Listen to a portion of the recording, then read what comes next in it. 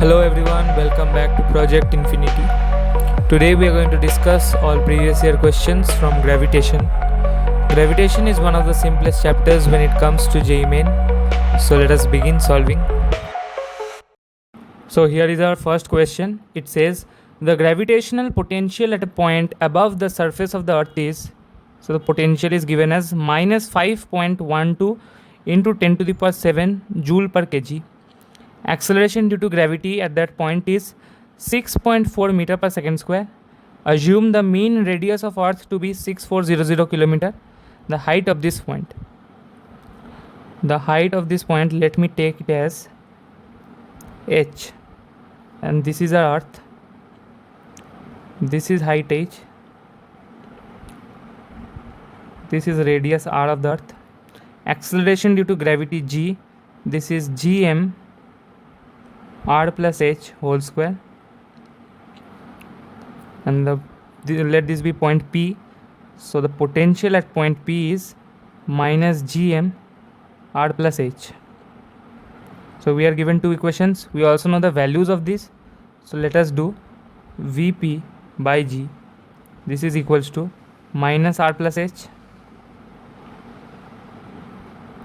So potential is given as minus 5.12 into 10 to the power 7, and acceleration due to gravity is 6.4. This is minus r plus h. So I need to cancel the terms. If I cancel these two, I will end up with 0.8. So I will get is 0.8 into 10 to the power 7. This is equals to r plus h. Therefore, our height h is 0.8 into 10 to the power 7 minus r. Now what I will do is, I will take everything in kilometers because our final answer will also be in kilometer. So this is 8000 into 10 to the power 3. This was in meter. And if I convert 10 to the power 3, so this will turn out to be kilometers. So 8000 kilometer. Minus r was given as 6400 kilometer. So minus 6400 kilometer. So I will ultimately get 1600 kilometer. So this is our final answer. H is 1600 kilometer. Option 1. So this will be the final answer to this question.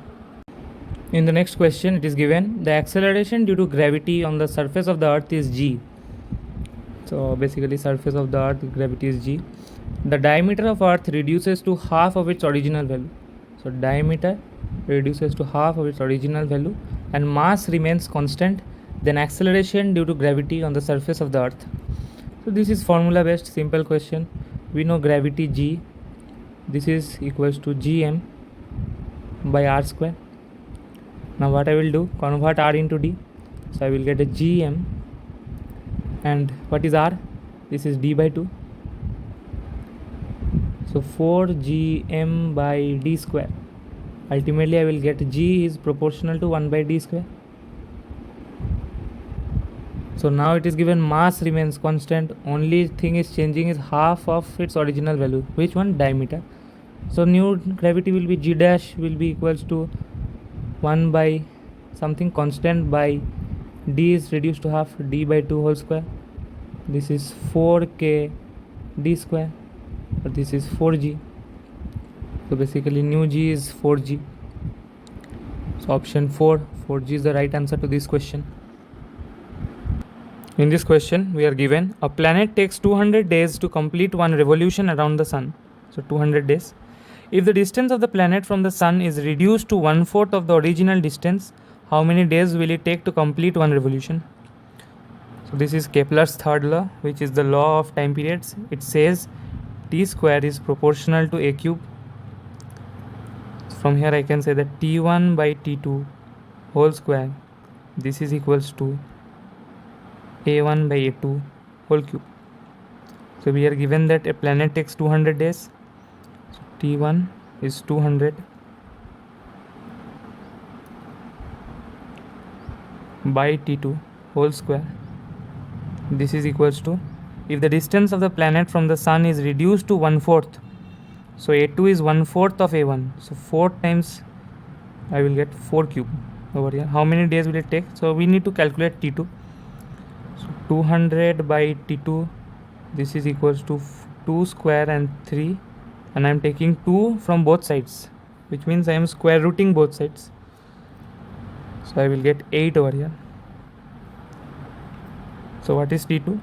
From here I will get T2 equals to 200 by 8, cancelling 25.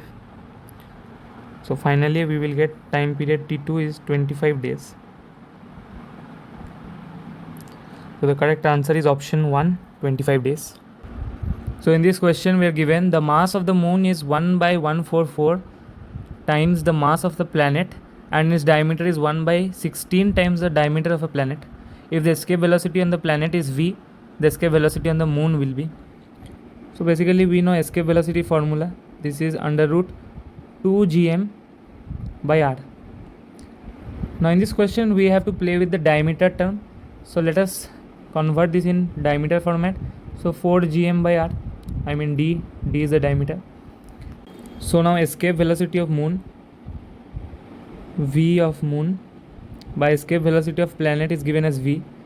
So v, this is equals to under root mass of moon by mass of planet, radius of planet.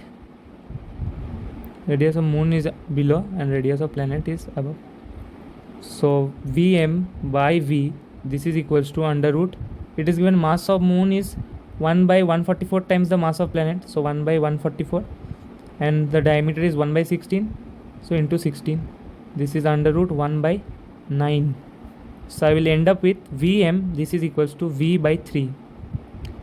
So Vm is the escape velocity of moon. So escape velocity of moon is v by 3 times the escape velocity of the planet. So v by 3, option 1 is the correct answer to this question. Next we are given an assertion reason based question, favorite pattern for Jee Main. So given assertion is the angular speed of the moon is in its orbit about the earth is more than the angular speed of the earth in its orbit about the sun. What is given is, suppose this is the sun and this is earth. It takes time period 365 days, we know. And suppose this is the earth and here is the moon. It takes time period 24 hours. So this is T2 and let this be T1. So I can say that T2 is less than T1, and one thing we know that time period T is equals to 2 pi by omega. So from this relation I can say that omega 2 will be greater than omega 1. For the moon it will be greater. What is given? The angular speed of the moon around the earth is more than the angular speed of the earth around the sun. So this is a true statement. So reason, the moon takes less time to move around the earth than the time taken by the earth to move around the sun. So I have done it 365 days and 24 hours. This is also correct. For this only I can say that omega is greater, because time period is less, omega is greater. So this is also correct. So going to the options, both A and R are correct, and R is the correct explanation of A. So option 2 is the correct answer to this question. So here in the next question, escape velocity of a body from earth is 11.2 km per second. We all know this. If the radius of a planet be 1/3 of the radius of the earth, so radius is given as 1/3, and mass be 1/6 of that of the earth, the escape velocity from the planet is. So basically we need to know the formula for escape velocity. So V, this is equals to under root 2 gm by r. This is the formula for escape velocity. We need to play with mass and radius. So ultimately escape velocity v1 by v2, this is under root m1 by m2, and radius was inversely proportional, so r1 by r2, I mean r2 by r1. So escape velocity v1 is given as 11.2. We need to calculate v2. Here mass is given as 1/6 of that of the earth, so it will be 6 over here, and radius is 1/3 of the radius of the earth. So it is 1/3. Ultimately 2 is left. So our escape velocity which we need is v2 is 11.2 divided by root 2. This was root 2. So we need to calculate this. Let us rationalize this. 11.2 by 2 into root 2 after rationalizing. So this will be 5.6. So 5.6 into 1.414. We need to calculate this. So 5.6, 1.4.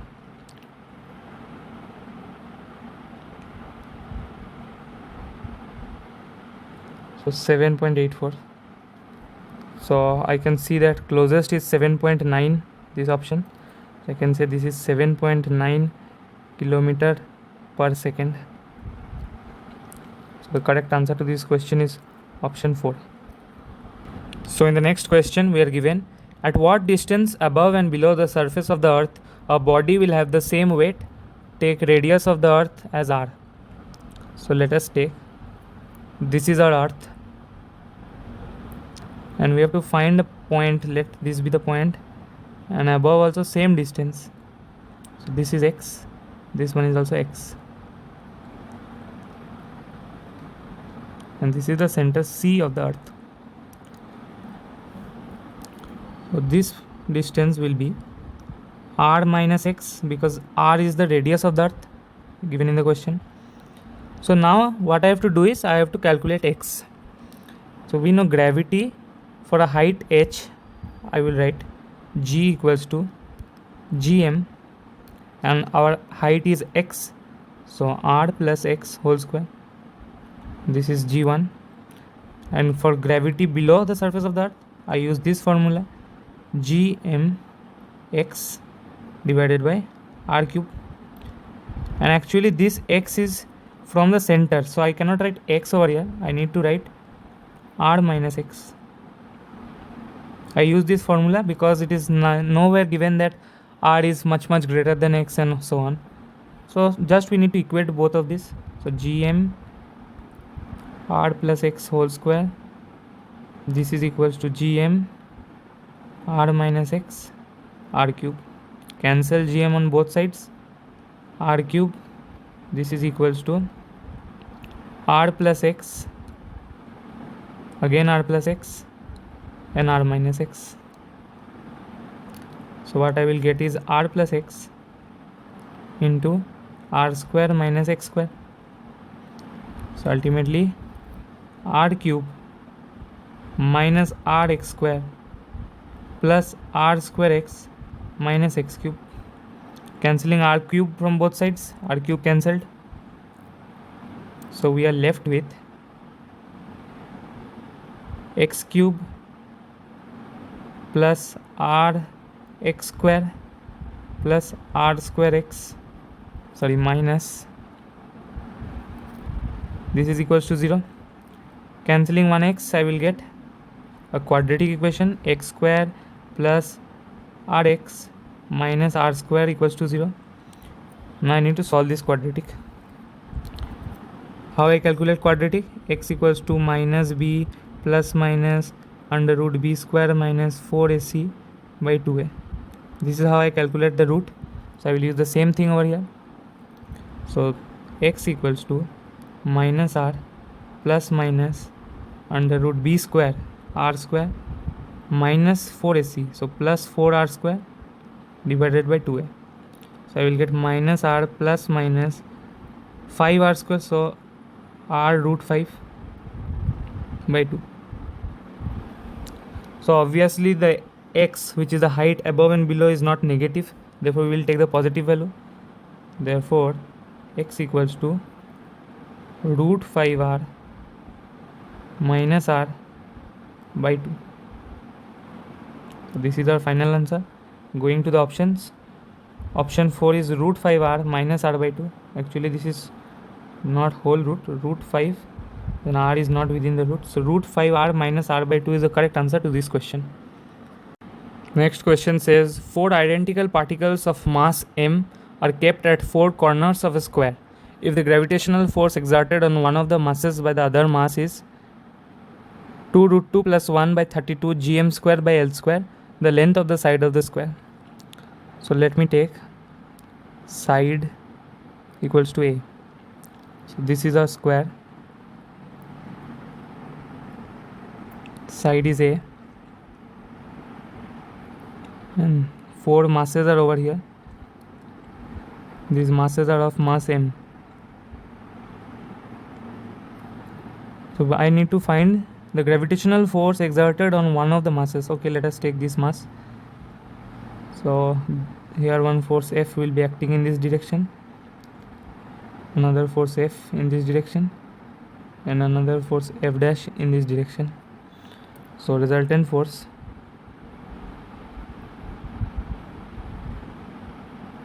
this is equals to F dash, and for those two F's I will get root 2F, the resultant, because cos 45 2 times, so 2 and 1 by root 2, so I will get root 2F. So okay, F dash is what? F dash is gm square root 2A whole square. Why? Because this diagonal is root 2A, and F is what? Gm square by A square. So ultimately what I am getting? Gm square by 2A square plus root 2 gm square by A square. So gm square by A square common, I am getting half plus root 2. Okay, so ultimately I will write gm square by A square root 2 plus 1 by 2. In the question I am given this equation, so I need to equate with this. So therefore I will say that 2 root 2 plus 1 by 32 gm square by L square, this is equals to our equation gm square by A square root 2 plus 1 by 2. Actually here also I will get 2 root 2. This was a mistake. Okay, now what I will get is, I will cancel 2 root 2 plus 1 from both sides. Gm square also cancelled. 2 and 16 is left. So I am left with A square equals to 16 L square. So this implies A equals to 4L. So this is our final answer. Going to the options, the length of the sides of the square is option 2, 4L. This is the right answer to this question. So in the next question, it is given a light planet is revolving around a massive star in a circular orbit of radius r with a time period of t. So period of revolution is t. If the force of attraction between planet and star is proportional to r minus 3 by 2, then choose the correct option. Actually, if this question was asked way before in 2011 J Advanced. So I recommend you also solve J Advanced papers for mains. So if you want advanced level discussion in this channel, please comment down below. So now let us take this is the massive star and the planet is revolving around it. Definitely centripetal force will act in this direction, Fc, and we know Fc is equals to m omega square r. This is the formula for centripetal acceleration, centripetal force. In the question we are given the force of attraction between the planet and the star. This is definitely, it is asking about Fc is proportional to r minus 3 by 2. So F proportional to r minus 3 by 2. So I can write F is equals to some constant c r minus 3 by 2. This is our force. Now combining both, I am writing cr minus 3 by 2. This is equals to m omega. We know this omega is 2 pi by t, where t is the time period. So omega square will be 4 pi square by t square and r.